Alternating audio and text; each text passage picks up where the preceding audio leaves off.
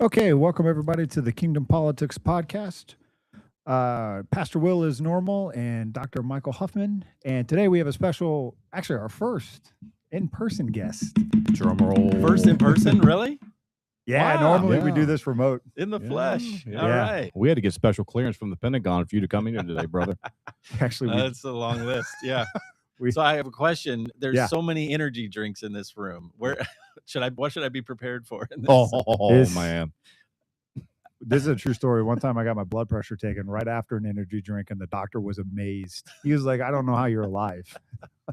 We got 2 Mountain Dews, 2 Monsters. If We're his ready to rock. If his head starts to twist, there's the door. I'm right behind you.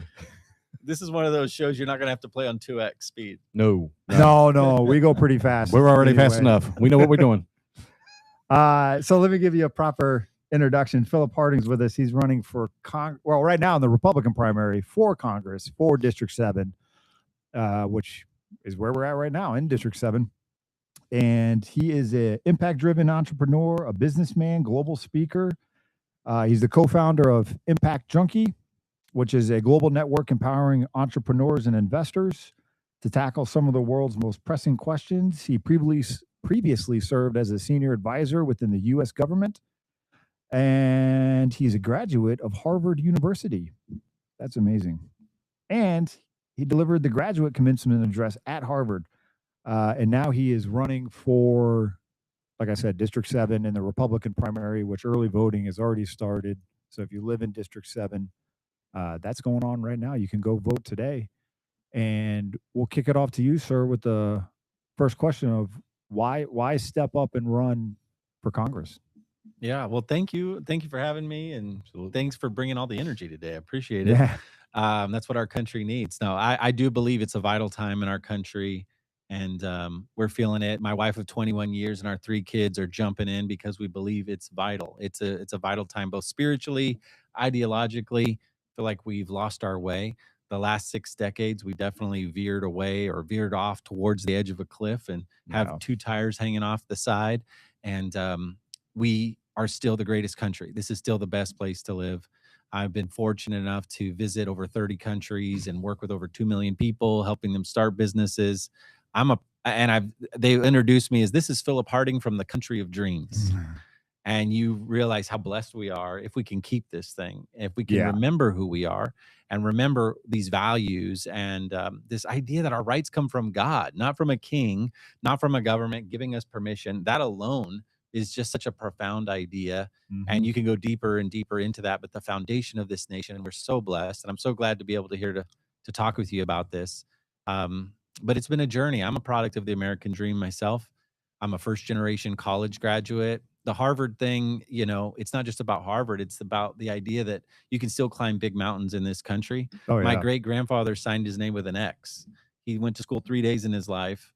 And I'm standing up there having got my undergrad and my master's and giving the commencement speech. And it was a true God moment, American dream kind of moment.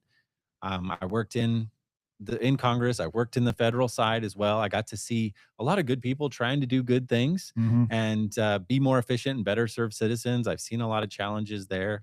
So all of those things, the faith, service, entrepreneurship, all of these threads have weaved together to prepare me for this. And we were with Charlie Kirk a month before he was killed at his very last faith event. And God started knocking on my heart and my wife and saying, hey, don't forget that calling to public service years ago. Look what's happening on your watch here. Yeah. And it's time to engage. And then he was killed a month later. And we've been talking about that, earlier about the ripple effects we're still feeling in our country. And I believe there is a hunger. I feel like there is a desire. We're looking at things like socialism very seriously and electing people last week. I mean, it is funny. I can laugh about the mini Mamdanis and all of this, but it's a very serious thing that is happening. So this is a precious thing that we have, and it's worth fighting for. It'd be a lot easier not to do this. It'd be a lot easier just to keep running our company, traveling around the world and across the U.S., but it'd be a lot easier on our family, but we believe it's worth fighting for. And so we're here. Yeah, we feel the same way. It's when you look at the government that we have, particularly at the state level, but even in Congress, where we are the Democrat Party, it's especially if you go out west, it's literally socialism. Um, and it's a dangerous path to be on. And the reason why I do all of this is for the next set of people. I got 2 degrees. We're not a rich family, but I served and used my GI Bill to get 2 degrees. I was able to do that because of this country, Yeah. and the opportunities we have, e- especially for kids to dream. Dream. That's my kid wants to play Major League Baseball, and whether he does or not, I don't know. He works really hard though, and he's got some talent, but he has the ability to try to do that Hmm. and to have that dream. And I've been to other countries, and I agree with you completely. It's not the same. Yeah. And Yeah, I've been in socialist countries, I've been in communist countries, and I've seen how they look at and just some people say, I just would love to visit someday would be a dream, just to visit yeah, America. yeah, I think people. Well, I don't know what it is, comfortability or what it is, but I'm glad that everyone in my family is proud of America. Mm. I so happy on we just had the 250th, and to watch my son light off fireworks and yell America and, Yeah. and have patriotism. Yeah, we got to be at in DC, 850,000 fireworks, Yeah. 400 fireworks a second were going off. And then we went down, our family was 1:40 in the morning, because it got Mhm. started so late because of the delay. We're in the metro station and everyone bursts out into songs, singing patriotic Oh. songs. Like there's just such a Yeah. spirit of Yeah. gratefulness. And I feel like there is an opportunity here of resurgence. And I feel like that is a clear, difference what's happening in our country. Some people don't understand or appreciate how blessed we are. Yeah, I don't. Yeah, I agree. It's because we've had a comfortable time. And I think that's what happened to the church as well. It's been so comfortable for a while. And our big thing on our show is, well, not just in the show, but what we do, offline as well is getting Christians into the public square, having a biblical worldview. So the stat that I always throw out there, and I've pretty much all the time when I speak, 5% of Christians have a biblical worldview. Yeah. And but the direct result of that is because 37% of pastors have a biblical worldview. Mm. So it's not hard to see how you get to the 5, because if you're the one leading a church, you should. There was eye opening for me as a pastor when I learned that, or when you speak to other people that are in charge of churches and they don't take the word of God as the word of God, and you're like, wait, what? But you are a very strong Christian. Yes. You're running on Christian values. So it's how does that shape how you view your policies, how you view running for Congress, transparency, integrity, all of these things? How does the biblical worldview help you in those areas? Yeah, thank you for that question. I grew up in a pastor's home. As I mentioned, I was associate pastor later on. Those ideals of service and faith shaped the DNA and the way I see the world, just as the founding of this nation. Exactly. I've been really absorbing Jonathan Mayhew recently back to 1750, because so we had the rededicate 250, May 17th. Yeah. So cool to remember the day back in 1776, May 17th, 1776, to say we need to set aside a day of prayer and fasting because we realize what we're doing here is bigger than any of us and we can't figure it out with our human understanding. We have to call to this higher power, who then they called later, with the Constitution when we got stuck. How did we forget the one who brought us here to illuminate this path? But you go back even before 1776, back to 1750, and who John Adams calls the spark of the revolution. And he's saying rebellion to tyrants is obedience to God. And these ideas of, wait a minute, and then you go all the way back to Deuteronomy, which was one of the most quoted by the founding fathers. And we've lost a lot of that history. And we realize, how did we get here? The most blessed, most prosperous nation that solved the most diseases, cured diseases, solved poverty for billions around the world, created the most amazing inventions. Have we forgot, just as Ben Franklin is quoted as saying back at the Constitutional Convention, have we forgot the one who got us here in the first place? And I feel like that spiritual, there's a hunger. You see this rising generation searching for truth, searching for meaning and purpose. Look at the data. I mean, it's not just a feeling. This is hard data saying they feel the loneliest of any developed nation. And you find that through the work. I've done a lot of entrepreneurship in business, and we can get into that. I believe that's a moral. Business is a group of people who've come together, made a covenant with one another that we're going to go find other people who have problems and solve those problems together in a sustainable way. That sounds like a very moral and wonderful thing. Business is not about taking and greed, it's about loving and serving if done the right way. And those values and the values of family. So you find that purpose and that meaning that this rising generation is looking for through the work of your hands and through family and being in those, and those are under attack in our society. So those are two of our biggest pillars. Let's get back to building together. Let's get back to that American DNA. Let's strengthen families. If we could focus on strengthening families, which is under attack in so many ways here in Virginia and across our country and around the world, we could, if we strengthen and focus on incentivizing strong families, we will solve most of the issues in our society. Yeah. Just that alone. Yeah. You get whether poverty, loneliness, addiction, crime, every one of those. I worked with a lot of former, gang members and people all across the country, and you can trace it back almost every time to that family.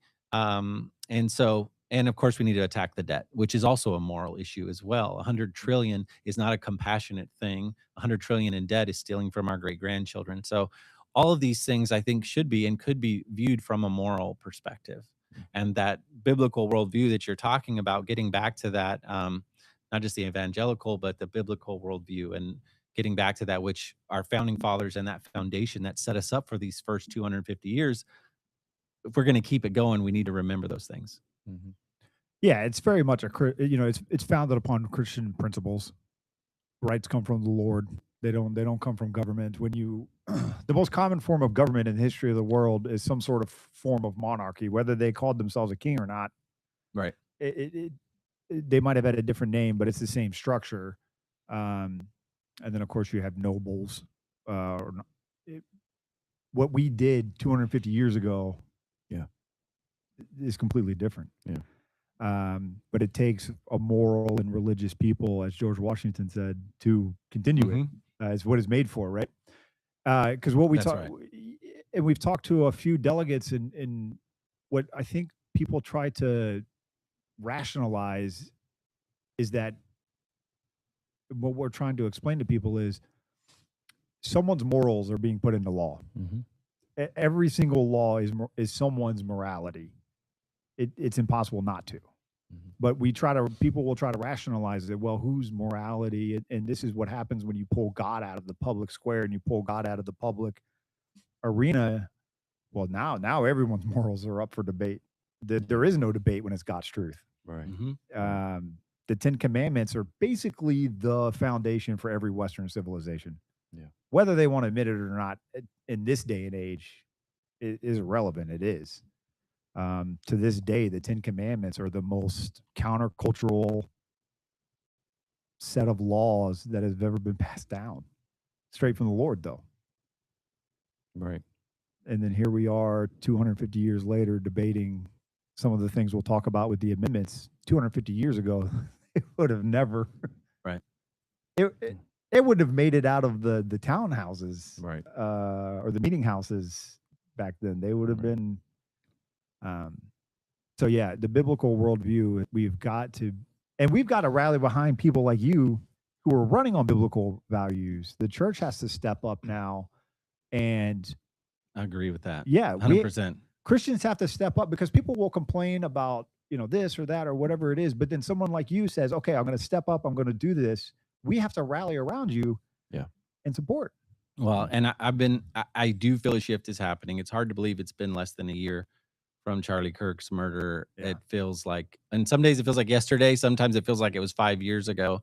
It's wild how that happens, but I do feel a shift happening. And I've worked with a lot of pastors and a lot of leaders and business people, and seeing an opening and a re-engagement. My dad, he was a pastor. I grew up in a pastor's home, and he would tell me, I kind of grew up when he was in seminary and these things that, oh, don't worry about all those things. Those are the things of the world. Just focus on preaching it hard, and God's coming back, And then you wake up 50, 60 years later and say, what has happened to our society? How do we find ourselves here? How are we almost actually, maybe under threat for our beliefs? And the whole thing's gotten flipped around. How did we get here? And so I believe you're right. There is a shift. Yeah. I wish it was happening faster. Remembering, that May 17th was wonderful, but there's a lot of comfort Yeah. The very thing that we've been blessed with could also be the very thing that holds us back. Because we have these freedoms and we have the ability to speak and we have our big, beautiful buildings and we have the tax incentives and all of these things that are so nice and comfortable. I don't know if we want to really rock that. That's a little uncomfortable to talk about some of these things. Well, But the fact of the matter is, you talk about the preachers, the old time preachers used to say, like you just said, just preach the Bible, the God's coming back. Well, the fact of the matter is 50 years later, Jesus hasn't come back yet. And of course, the Bible says very clear that a day is 1,000 years is as a day of the Lord. So we have no idea when he's going to come back. So he says, occupy till I come. Yep. And part of that occupation is being involved in your civic society, being involved civically. And I'm not saying everybody's got to run for office. Praise God, you have stepped up. But I'm not saying everybody has to, but everybody has to be involved. Everybody has to speak up. I agree. And I'm reminded of a song, brand new song by Danny Goki. He sung this called Brave, and he said, we've all got a voice to use, so we need to stand up. And I sound a lot like him when I sing. There's another song. It's kind of, I kept praying for God to send, come Lord, send something, send. And he's like, I already did. I sent you. Yeah, exactly. Yeah. Let me ask you a question about, let me ask you a federal question. Okay. Because I want your opinion, not to put you on the spot, but I want your opinion on this. You can't do anything about it now, which is why it's safe to ask you. Okay.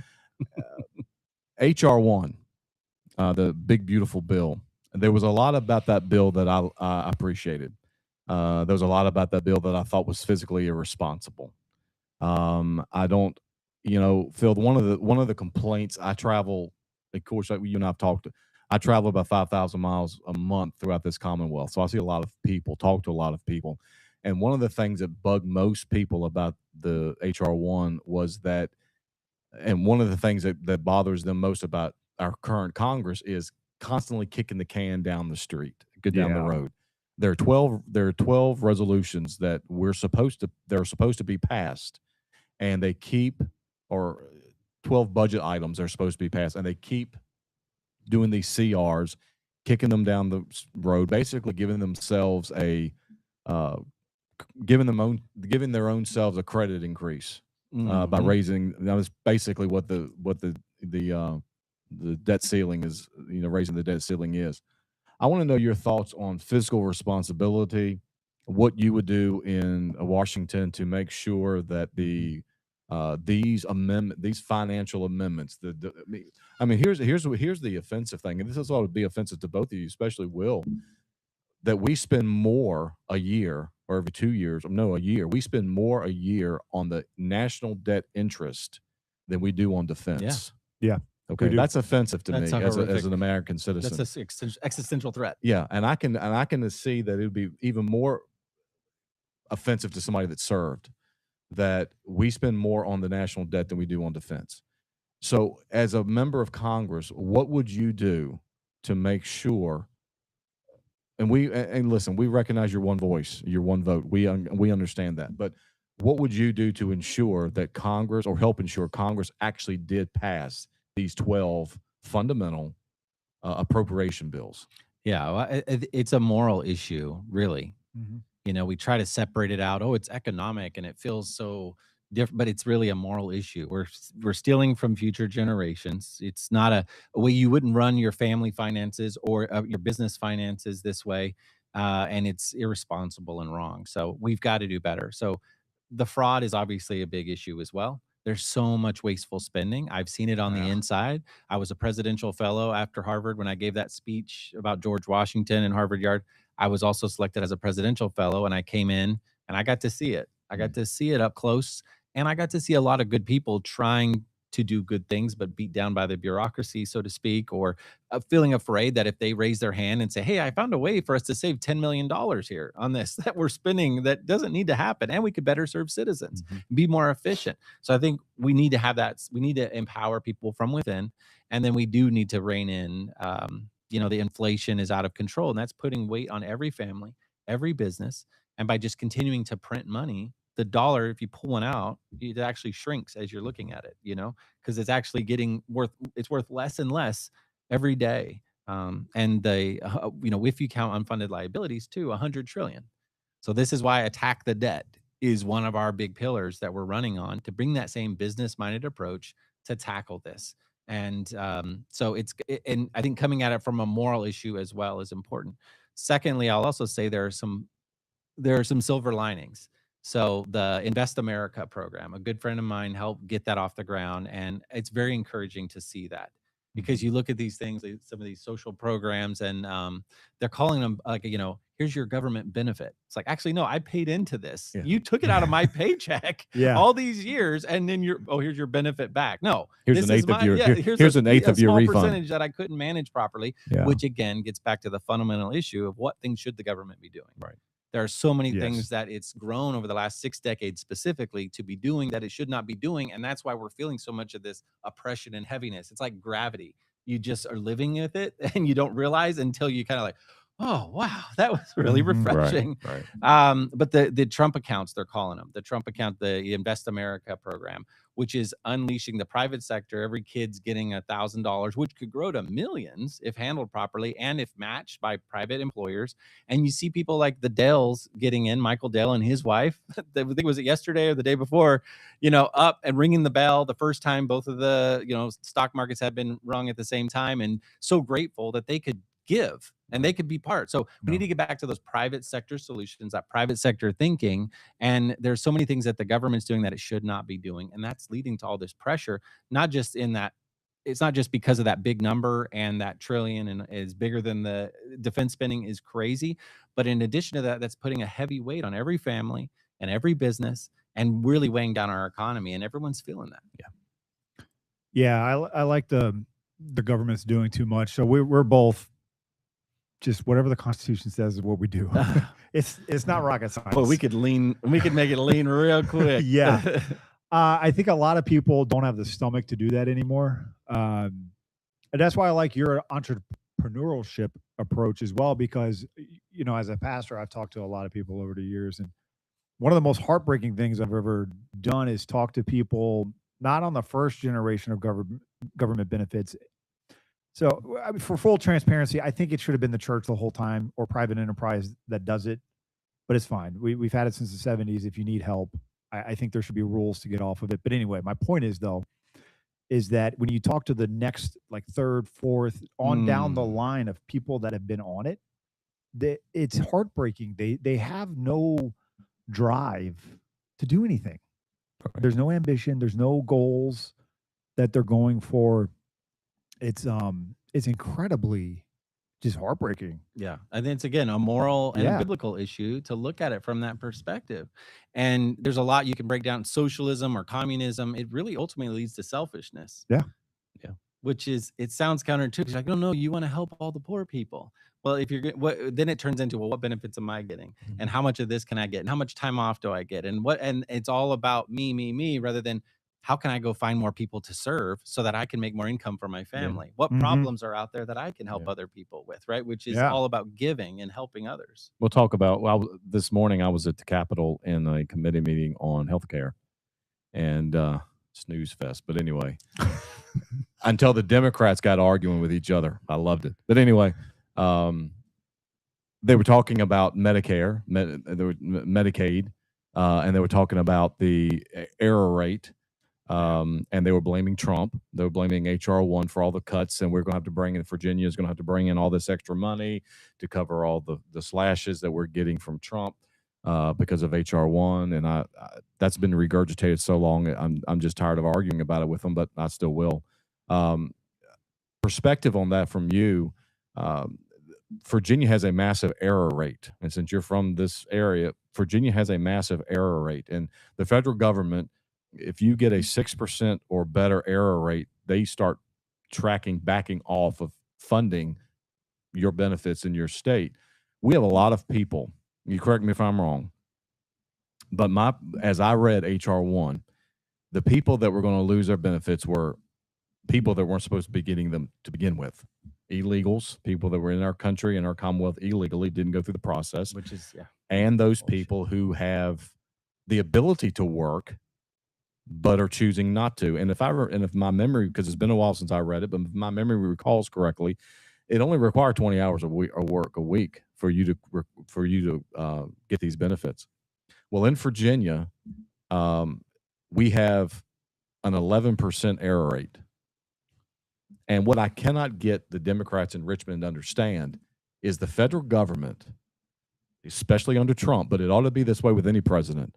The federal government is not going to help fund an irresponsible system. Okay, you would not give money to a man on the street that you knew was going to take that money to go buy drugs.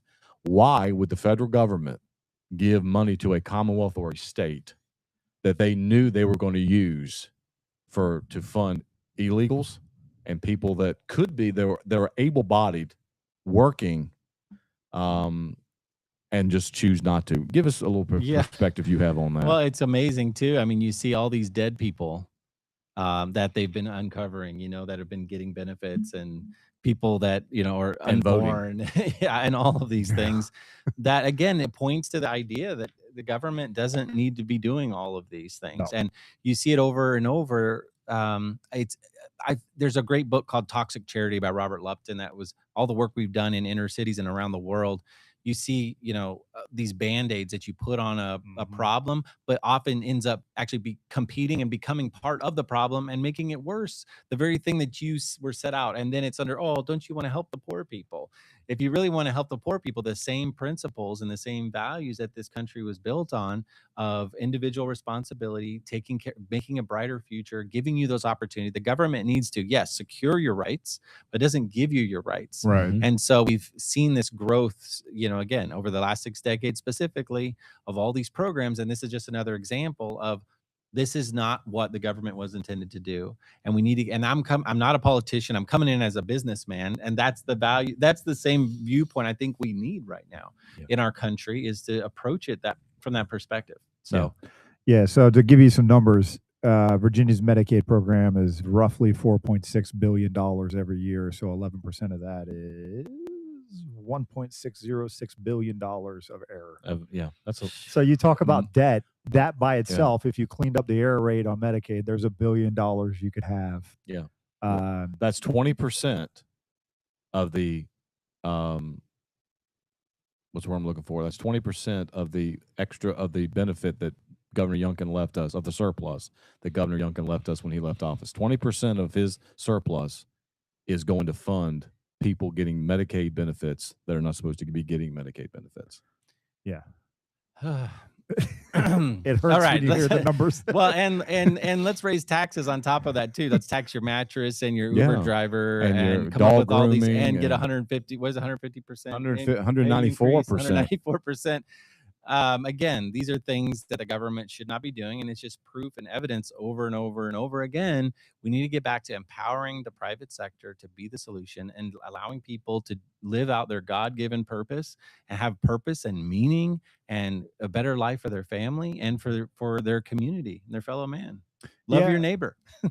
Yeah, and that's because I've gone to Richmond with Dr. Hoffman and sat and listened to them. And the thing about the left is they have great, really shallow talking points that sound good 1 or 2 points in, and then after you get past about 2 points, it starts to fall apart.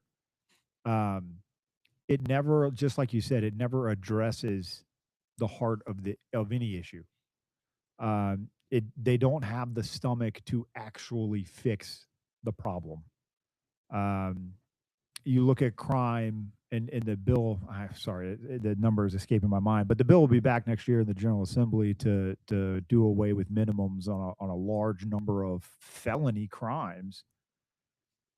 They're doing it under the assumption that we will fix the overpopulation in prisons and we will fix the crime problem by just letting people go, and that people will be thankful that they didn't get the sentence they deserve. But in functionality, and this isn't even just conjecture. In functionality, every place that's ever tried something like that it has not gone well. Yeah, it has been. There was a place in Oregon who wanted to try to do something about the drug epidemic they had. So they literally made drugs basically legal, like hard drugs. And within a year, they had to repeal all of it, and they had to put in tougher drug laws because of how bad it got. Yeah. It's never the heart of the problem, though. You just said it right there. You don't actually understand the problem Mhm. that you're trying to address. Yeah. And we've seen this all around the world. I've worked in villages. I've eaten sheep eyeballs out in Kyrgyzstan. I've been in palaces working with former gang members. People, when they see something, your reaction is to, oh, we want to fix it really quick. And so it's like quick, you see blood, let's get a Band-Aid, put a Band-Aid on it. But the leg is broken, right? Yeah. Or Yeah. there's a deeper issue here. And or maybe there's a big hole that everyone keeps falling into and breaking their leg. But no, let's just keep more Band-Aids, more Band-Aids. We need billions of dollars for Band-Aids, Yeah. more Band-Aids. That's the thing. Oh, just Band-Aids, Band-Aids. And not actually addressing or understanding what the real problem is. And I think that's the beauty of our founding fathers and their ability to set back and actually think and process and pray and have this bigger view of what's happening. It's just amazing. It's a miracle, really. But we need that same approach to what is the actual problem that we're trying to address. And I've seen this, like I said, all around the world. You see a bunch of trash, in a city, and you think, man, we could all get trash bags and go clean it up this afternoon. We could have it solved. We solved the problem. We cleaned up this little area. Or did you solve it? Or did you even understand what the problem is? What led to that trash being there in the first place? And so what we see is a lot of these Band-Aid policies that are quick and they make you feel like, pat yourself on the back. Look what we did. Let's take a selfie and post it and, congratulate ourselves when you actually have contributed, because now you've created more dependency over empowerment. And so we see that happening over and over in so many different ways. Well, the General Assembly spent a whole lot of time this past year trying to take away citizens' right to bear arms, and they were successful in session. In session, yeah. Thankfully, they're not successful in the courts, which we told them they wouldn't be.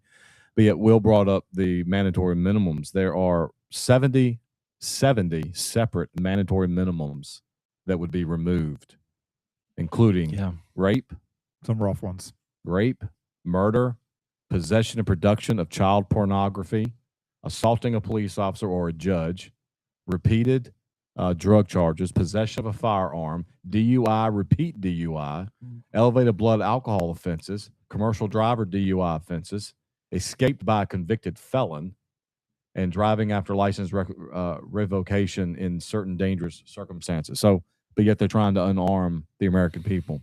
But let me ask you a federal question, because that's where you're going to be. And we recognize the fact that the state and the federal work together, but that the federal doesn't tell the state what to do except where our supremacy clause kicks in. Right. So let me ask you, one of the candidates, I was at a forum down in Chesapeake some weeks ago, and one of the candidates that are running against Bobby Scott for his congressional seat down there. Bobby Scott is the uncle of Sia Price, who is the chairman of the P&E committee in Richmond. And he's running again, of course. And this man running against him, he's not facing a primary opponent. His name is Edwin Rivera. And he was asked a question from the audience about the SAVE Act and about birthright citizenship and the 14th Amendment. And his answer was a congressional candidate. You can tell by his name that somewhere along the line there was immigration that came along, which is great. But he said his answer was, "Well, I'm not quite sure I know anything about that." Really? The crowd was just as incredulous as we are again. So I want to get your opinion on the SAVE Act. I want to get your thoughts on birthright citizenship. And what do you think the founding fathers really meant by that? Yeah, I think, and there's a lot here to talk about on, as America has changed around immigration. Immigration without assimilation is an invasion, and assimilation can lead to a strong nation. I think we've failed in so many ways on that front around assimilation. Yeah. And we've also found ourselves in an emergency crisis mode because of the last administration. I literally have video on my phone of full uniform border agents by the Rio Grande being told to push the barbed wire down and just streaming people over It's Wow. not a compassionate. It's heartless. Yeah, it is. Because there's ulterior motives for why you're doing that. It's not about, oh, let's help them, because then, there's all kinds of coyotes and all the things you can get into. And then they're left here. What do we do now? And they're like, well, here's how you vote. Here's how you vote. Here's how you vote. So you're like, oh, okay. There's something bigger. But so that has led to this the house on fire moment. Trump's done what nobody thought could be done. 99% close on the border crossings, which has been, so it's been in this emergency mode. So as far as that goes, there's a lot, but I look forward to talking about how we can improve, get back to contributing to the American economy and Mhm. assimilation and the love and the values for our country. We have these I've done a lot with the State Department around the world, and we have these great exchange programs where students will come in, stay with a family in Virginia or somewhere for 6 months and have this great American experience, get educated, and then go back to their country. But when we have the people that come here, they come, and then it's like, well, what year was the Declaration of Independence signed? You're in.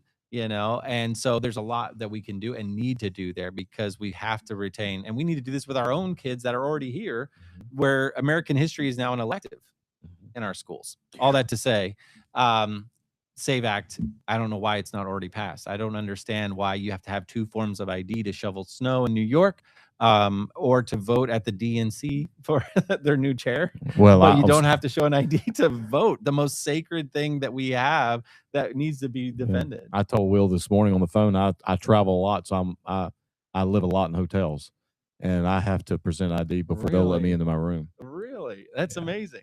What a concept. I just got back from a cruise, and we had to have an ID every time I get back on the boat. My 11-year-old had to have ID to get back on the boat. Mm-hmm. Yeah, I mean, it wasn't that hard to get him one. It was pretty easy. And all the arguments against it are very, I don't know, paternalistic or demeaning. It's it's just a heartless way to say, oh, you can't figure out how to get an ID. Right. But, to purchase alcohol or pick your thing, right? You Yeah. have to have ID. When it comes to this very sacred, the vote, and so many have died and sacrificed Thank for you. this. Yeah. Yes. For us to just, Yes. not take it that serious. And if you are, quote, under the Democratic side, we want pro-democracy, well, you should want every vote to count Right. and make sure they're counted correctly. Which is complete. So it's really showing their hand, which is happening a lot lately. And then the General Assembly in Richmond passed a bill this past session that you can't question someone's right to vote at the polling precinct. So if somebody comes in who's voted at multiple polling precincts, the polling workers can't question his right to vote. Nobody on site can. Yeah. Well, and this gets back to your point, and what John Adams or multiple said it, that this is for a righteous, and the citizenry. It doesn't work if you're going to cheat and lie and and not Right. follow this. So God help us, but Yeah. we have to have these laws in place to protect it. Yeah, we have to protect the system because it's transparency. It's one of the problems the church is having is transparency, right? It's all of my beliefs are very much online, even though I don't like being online. It's not that hard to figure out what I think. I'm pretty open about it. No. But even the sin part of it, though, like He vacillates too much. yeah, online, I go back and forth all the Nobody knows time. where he stands. But securing our elections should be a no-brainer. Yeah. Honestly, it should be. And Republicans that aren't voting for it, why are you not voting for it? It's like you said, it's the most sacred thing we have. It's what puts people in power or takes them out of it. You know why they're not voting for it? Well, it's because Trump. They don't like Trump. Yeah, they don't like Trump. Murkowski doesn't like Trump. Murkowski needs to go. Well, and But she doesn't like Trump, so she's going to vote no against anything Trump says yes for. even on the Democratic side. So burn the house down. So you and I were talking yesterday. Yeah, exactly. But just let it rip. So you Like, and I were talking yesterday. Who are they really for? Yeah. They're not for the American people. They're for themselves. If I'm going to vote no just because of a president that I may not like the way he tweets, okay, or puts on X now, I guess, thankfully to Elon Musk, if just because I don't like his attitude, I'm going to vote no on something because it's his bill, it's his brainchild that would be better for the American people, I'm going to vote no on it. Don't tell me that you love the land of the free. Yeah. Okay, you're in the Senate for yourself. Yeah. And I'm glad Mitch McConnell is gone. I'm glad Thune is gone, and I wish Murkowski would go. And who's the girl from Maine? What was her name? I don't remember. Look, yeah, she also voted against it. What's that senator's name? It's gone. Yeah. If you hadn't asked me, Yeah, Phil, I'd have known it. It's having an 11-year-old, you get asked a lot of questions, and maybe I explain too much to him sometimes because sometimes I get a call from the school and they're like, "What did you tell him?" I swear that's actually happened before. But yeah, I've had to explain to him at 11, like, hey, sometimes people get to Congress and Susan Collins. Yeah, Susan Collins also voted is the no. senator. Yeah, and Yeah, people good. get up there and they forget why they're there. God help us. Yeah, the why. It has to start with the why. Because I've had people ask, "How are you going to survive this, Philip?" You know, politics is, people define it as poly, meaning many, and ticks, meaning blood-sucking creatures. You know, That's sort of like an expert. yeah. An X is a has-been, a pert's a steady drip. Yeah, that's exactly. I'm going to use that one now. But it's actually the affairs of the city. Yeah. You know, like the polis is the city, and like Decapolis, where Jesus said, let's go over to the other side. And there's someone over there that needs our help, that's in chains, that's living out. Why are we doing this? What is the point of this? And we if you get so obsessed and again, why the founding fathers tried so hard, you know, in our semi-quincentennial year to just keep taking it back to, they tried so hard to box up the human flesh and those human tendencies to want to, you know, power corrupts, you know, and this idea that it's just going to continue to try to expand. They try to put all these buckles and all these locks on it, and let's have freedom. Let's have the people, and let's, you know, your rights come from God, and get back to that. If we can remember that and get back to that why. And I'm hoping we can bring more of that, and especially with the rise of the 3-second, you know, 3-second news cycle. Now it was a 24 hour news cycle. Now it's who can be the snarkiest, you know, who can put the most smart aleck response, and then someone's got to quickly reply back with an even you know, quirkier, smarter, you know, response. And talking to people and just hearing the feedback, people are tired of that, and they want to just get back together. We're not as divided as a lot of the media and a lot of these outlets want us to think we are. And I know there are some that are very extreme, and we have to be aware of that.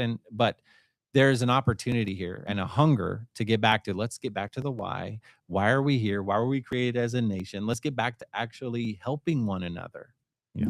Yeah. Just talking with each other. Like, we do Christ and Culture nights at my church. And the ability to ask questions and talk, it has helped so many people that come to those events on tough subjects, because all you hear, especially from the left, is, if you watch their commercials, it'll be, you know, vote for me, whatever the person's name is, I'm going to fight Trump. Is nothing about policies. And I'm not a Democrat, but if I was a Democrat, there's nothing about policies. There's nothing about anything. It's a 30-second commercial about why you're going to go fight Trump. And I don't know what they're going to do in 2-3 years when that's there to say. They got all these things printed up too. Because let's be real. Phil's on the campaign trail. I can see it right now. I can see Eugene Vidman's commercial. Phil Harding, Trump endorsed, backs everything Trump does, and that's going to be the sustenance of Eugene Vidman's ad. That's all it'll be. I'm going to go fight Trump. Well, I'd love to talk about socialism and communism. Yeah, I think they've got a really hard line to defend. And bad hair. Have you seen that? I'm not gonna, I don't know if we'll go there, but we'll keep that in the back pocket. But it's my show. I can say what our show. We can say what we want, right? I would be terrified to try to defend straight up socialism. Yes. / communism. Yes. That's terrible. I mean, that would be a horrific place to find myself. Yeah. Well, hey, you know, there are places that's already the law of the land. You could go there. Yeah, you can get a one-way ticket. Well, nobody wants the one-way ticket, though. No, they don't, and that's why they don't. They don't debate. We still have to look at Whoopi every day. Yeah, they won't come on. They won't have a debate. They won't. You're trolling me.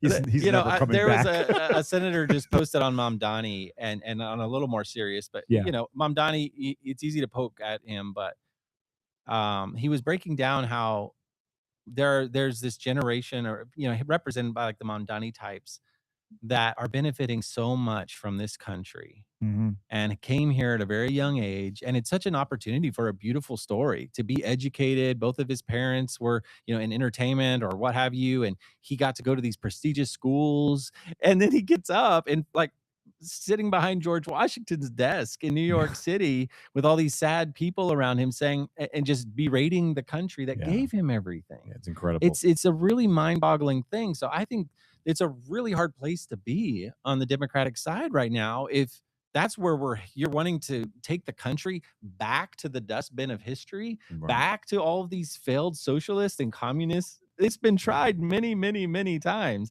Yeah. How about we go create a brighter future together? Yeah, I don't know why they're well, I know why because it consolidates power when you have Yeah. socialism. But yeah, it's indefensible. And when we got a few minutes with just to get Are we your about to opinion. get started? Yeah. We're, Yeah, we're about Was to, this just the started. intro? we're about to ask you some hard questions. Okay. We're here with Phil Harding, candidate for Congressional District 7. We're sitting in District 7, and he makes that suit look good. They're turning the heat up. It's getting hotter in here. I Now- don't know what's happening. Now we're going to ask you some hard questions. Okay, let's go. Uh, we used to be like a really serious. No. Now we just have fun. Yeah, we just said, So the socialism and the three amendments facing Virginia. Obviously, the two big ones on our agenda, and Dr. Huffman and I have a lot of plans that we're waiting for approvals and things on before we lay it all out for what we're going to do for the abortion amendment. But and then we're going to do it anyway if they don't approve it. yeah, I'm going to do it anyway.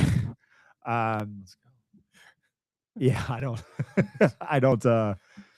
Anyway, let's start with the abortion amendment. It's the most extreme. We've talked about it on this show. I don't know how many times I've done. I forget the count of events I've done, 5 or 6 or 7 or something. Anyway, I'll be quick. It's the most extreme abortion amendment in the world. And for people that don't know about it, I'm not exaggerating at all. Right. Please look it up or listen to one of the past episodes when Dr. Huffman and I broke it down piece by piece. So I'm not exaggerating. That's the freedom the left is offering us. Yeah. Unrestricted, just death. Yeah. What do you? We'll go quick piece by piece. So let's take that one first. Yeah, I think, why would we want to be a culture of death? I think we should be a culture of life and life more abundant. If you're going there, let's continue on.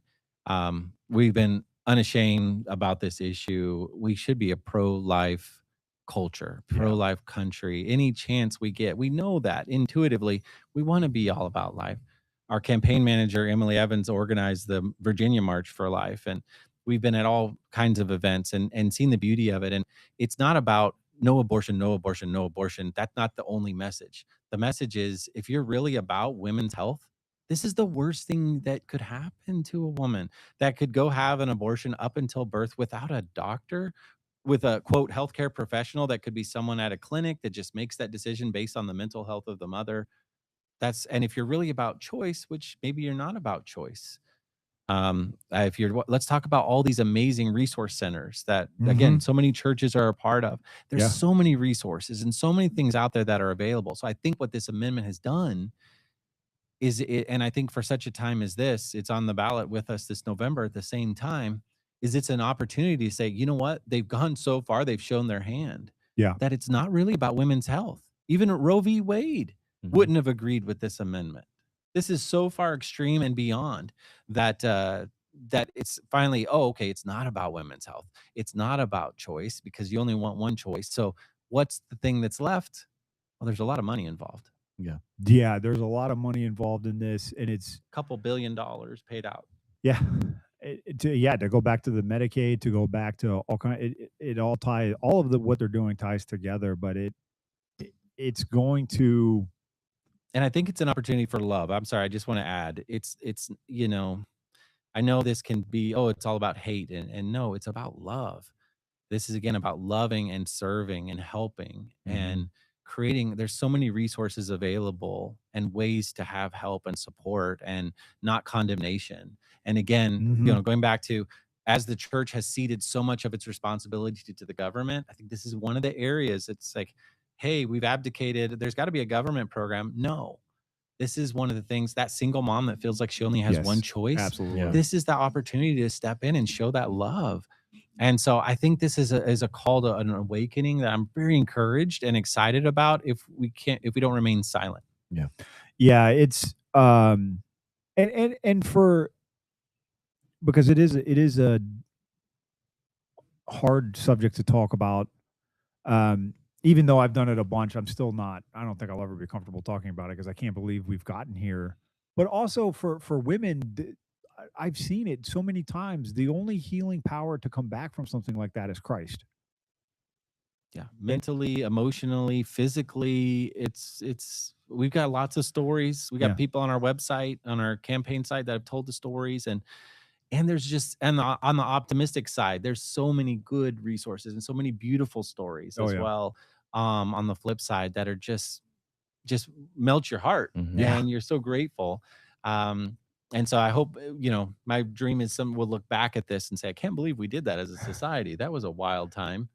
But it's going Yeah. to take steps to get there. And I feel like this amendment stretches it so far, and the wording is so misleading on the ballot. That's not what it's actually about. Please go read the actual amendment and what they're trying to carve into the Constitution, Yeah. not just what's on the ballot, because Yeah. the ballot question, I know you could go on for 16 hours straight on this, but be aware and get out and vote. Yeah. Vote no on this one. On August the 5th of 2002, Congress enacted a bill called the Born Alive Infant Protection Act. And it's a law in the book, but it's more of a definitional law instead of a substantive law. And just so our viewers know the difference, a definitional law is just what it says. It just gives definitions versus a substantive bill, which would actually tie punishment to the law. It doesn't do that. It's just definitional, but it does define a baby who is born alive if he or she is breathing, heartbeat, pulsation in the umbilical cord, and a definite, what do they call it? Definite muscular movement. The bill says that if a baby that's born as a result of a botched abortion is born and has those signs, then that's considered a life, and they have the protection under the law. But that's all it says. The law says it would then be up to the prosecutor to attach other penalties, murder or whatever, to it, because this Protection Act doesn't actually do that. What do you think the possibilities are in Washington to expand that, to maybe amend that or add to that protection and make it substantive, that if a child is born alive as a result of a botched abortion and the doctor does not take every means necessary to save that baby's life, of any baby at the same gestational age, what do you think the possibilities are of attaching to that actual criminal penalties instead of just making the protection law definitional, actually make it substantive? I mean, it's a long road. It's like turning it's taken decades to get us here, right? Yeah. So I don't think it's an overnight, and I believe it's a culture thing more than just a legal thing. Yeah. Cheating on your spouse is not illegal. Like, it's not codified, right? But we know we shouldn't do that. Like, except in common law. Well, not Well, it used to different, be. right? But yeah, or pick a. But no, I know what you mean. I'm just getting to the point. Like, there are things we can do before it's actually codified, right, or put into law, to create, again, a culture of life and to celebrate life and to get back to, a family and strengthening family and having resources, and that single mom that feels like she only has one choice before you even find yourself in that unthinkable place. No, there are other options. There are other choices, and there's a lot of great opportunity for you. So I would, every chance we get, we're going to fight for life. So that's what we want to do. And again, it's going to be a lot of conversations.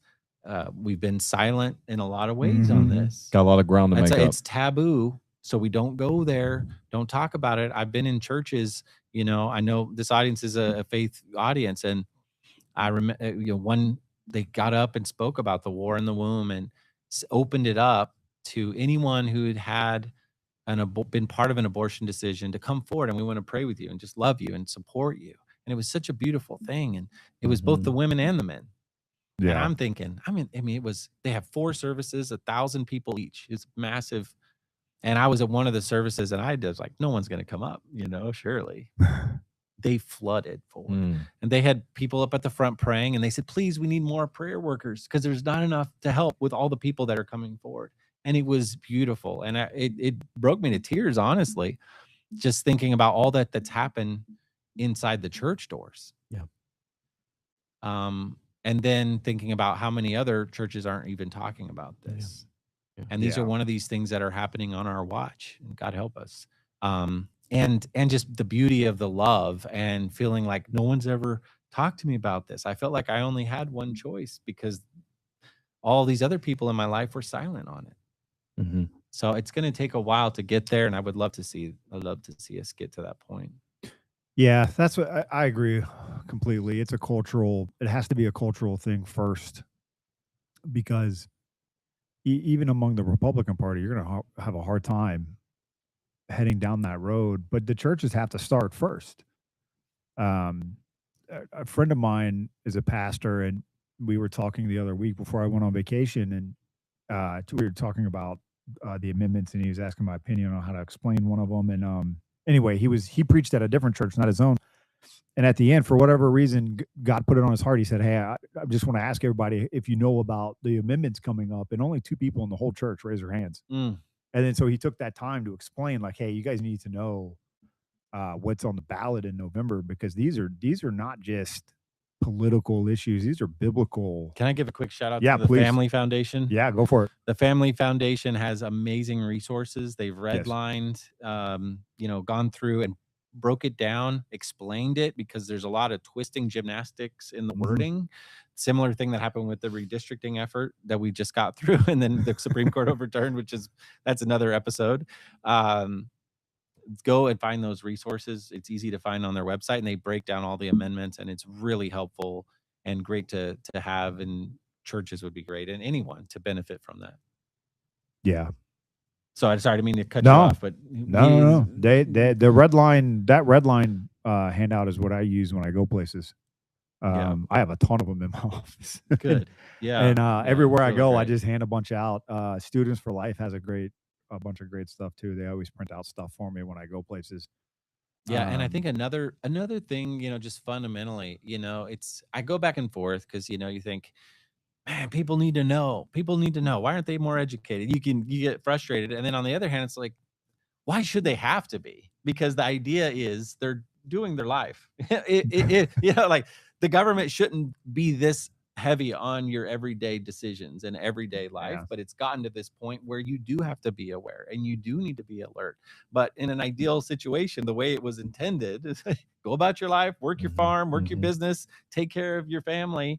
And you don't have to think about the government every day that you wake up impeding on your rights. That's a fair point. Sorry. No, that was a fair point. Got a few soapboxes under here. Keep switching them out. So we've got 45 seconds. Give us. Great. Wait, we'll go over a little bit so you can plug. PhilipHardingForCongress.com. Give us your perspective on marriage, because we got the other amendment coming up. What's going to legalize it's already legal. Make it a constitutional amendment in Virginia where a couple, regardless of sex, gender, or race, can become a legal marriage. Right now, the Constitution of Commonwealth in 11-A says it's a marriage between one man and one woman. Give our viewers your perspective with no religious opt out. With no religious opt out, exactly. They added it. They had it in there, and then they took it out. Correct. Yeah, there's so many threats here towards the faith community, but to businesses and individuals and parents. I'm talking to parents all across the district that are concerned by, we still have the locker rooms, and I don't want my kids, and they're making these decisions. And so introducing the term gender and taking man and woman out of the Constitution, there's so much confusion. And again, honestly, I think, man, this is a hard place for Venmen and these Democrats to be, because it is one party of common sense and one party of crazy, as Speaker Johnson's been saying. It's over and over. And so this is another example of this gender is just, you can shake your head and be like, oh, it's crazy. But when it starts coming for you, that's a different thing. Well, once you reestablish And here's the threat. There's a lot of threats, as you just correctly said. But once you establish there's different genders other than just the two, there's more than two. Once you do that, of course, there's no such thing as gender. You're XX or XY, like I said the other night. But once you open that door, what people don't realize, even the Republicans in the House, in the Senate, in Richmond that voted in favor of it,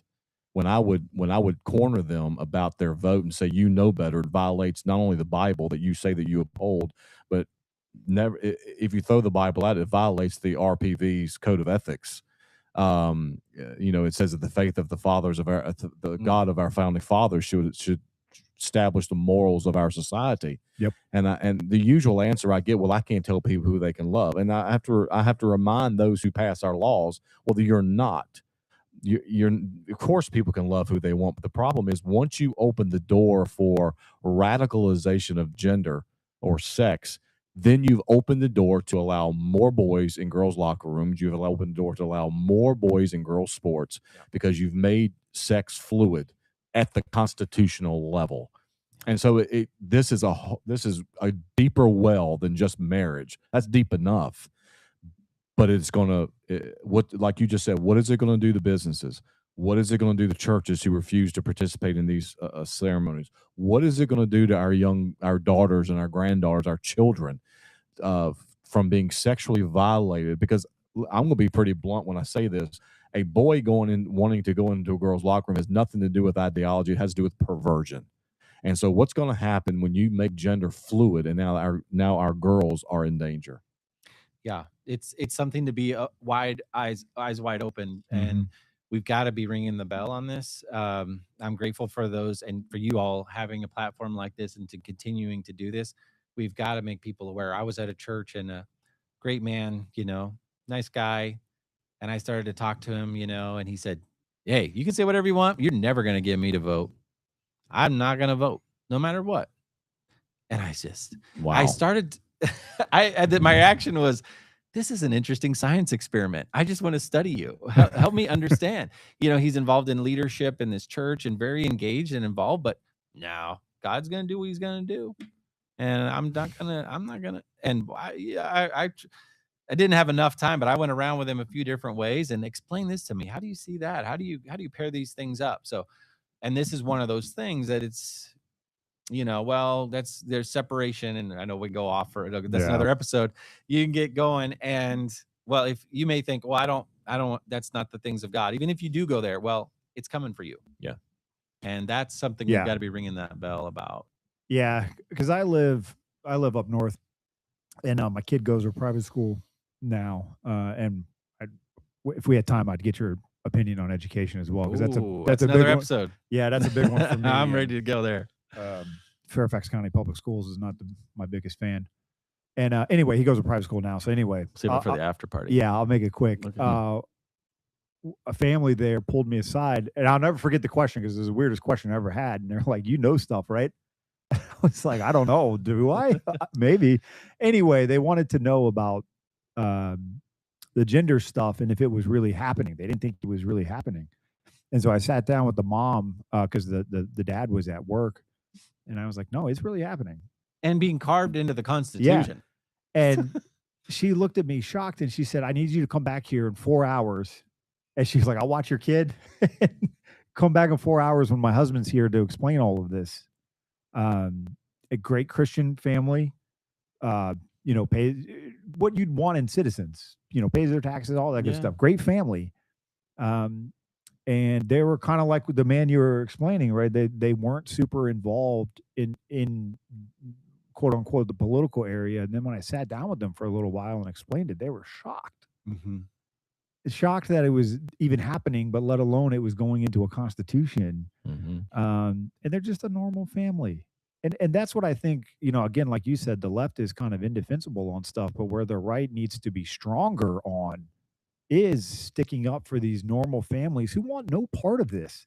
Yeah. They just want to raise their kids. They want to go to church. They want their kids to have the ability to go to college and get it. They want to be able to have a job and all of these things and not their taxes to be through the roof or to join some weird thing so our energy bill goes up. I don't even know what that's about. or Spamberger's weird thing about our votes are going to go to whoever the other popular votes are. That's nobody wants that. But the right has to be strong and come in and go, that's not what we're about. Right. We're about exactly like you're talking about, the Constitution. Since the beginning of this journey, to bring it full circle from when you asked why you're going to run, it's been a serious God journey, and it's a big stretch on our family. But every time something has happened, Philip, what are you going to do about that? Oh, this new governor. Oh, these new amendments. Oh, this new redistricting. Oh, no. And I've just said it's working together for our good. And I do believe this is an opportunity, like we've talked about. They're being stretched so far, and it's so extreme to what you're saying, that I believe this is an opportunity to kind of they're showing their hand, how far extreme it has become. Yeah, I agree. I think they overplayed their hand, and for at least in the state of Virginia in January. And that's the frustrating part about the fact they have shown their hand. That's the frustrating part about Republicans that are not willing to talk about it. Yeah, you got it's like I said the other night. This is our time. This is our opportunity. I believe that. I believe it is. I believe this is a time. Well, brother, thank you for being with us today. You. Give us your give everybody your website and email address and some personal phone number. So it's PhilipHardingForCongress.com. Philip with one L, just like John chapter 6. PhilipHardingForCongress.com. Would love to have you join us. Join the movement. There's a lot of events upcoming, a lot of opportunities to get plugged in, live sessions, and we've got a movement. It's a beautiful thing, and it's great to see people stepping up, jumping in, being engaged like they haven't before. So come be a part of it. Well, thank you for being with us today. It's been an honor. It's an honor to thank you for all you do. Thanks. I appreciate your time and appreciate you coming, being our first in person. Yeah, in person. In the flesh. In the flesh. And don't forget to check out kingdompolitics.com on the internet. .org. That's what I said. thekingdompolitics.org. And should have practiced that. And find this video on YouTube, like it, share it, and you can contact me at Dr. Michael at thekingdompolitics.org, or you can contact at www.vaib, Virginia Assembly of Independent Baptists.org, where you can get all the resources you need on the 3 constitutional amendments. We have videos on there, talking points, anything you'd want to know. Register for our conference coming up in September. It's September 24th and 25th. Register for free there. It's going to be in Richmond. It's going to be a great time. And you can direct me at like I said, Dr. Michael at thekingdompolitics.org. That's all I got, Will. Can I add one more thing? Yeah, go for it. I'm running for U.S. Congress, in case we didn't clarify that, for someone who joined at the end of the yeah. And the voting is open right now if you're watching this before August 4th. And if you're watching this after August 4th, that's great. We're on through the primary end of the general. So go vote. Yeah, go vote. Early voting's open. If you're in the 7th District, Virginia. Yeah, 7th District, Virginia, go vote. The official election day is August 4th, correct? August 4th. And I'll say, I encourage everyone to go run for Congress. But if you're not, support your friendly candidate who is running for Congress. That's right. Go to PhilipHardingForCongress.com. Yeah, get involved. You don't have to. You don't have to run for Congress. You don't have to run, but get involved. Be part of society. Be part of the process. There's all kinds of stuff you can do. The front lines. Yeah, that's really the front lines. Taking care of your family, running your business. Let's go. Yep. So my son is proud of us. Please like and subscribe, share. He told me that's really important. All right. You gonna take us out with some Spurgeon? Yeah, we'll do a little Spurgeon. I always apologize too. If you listen to us on Apple, you missed the And I heard the voice of the Lord saying, "Whom shall I send? And who will go for us?"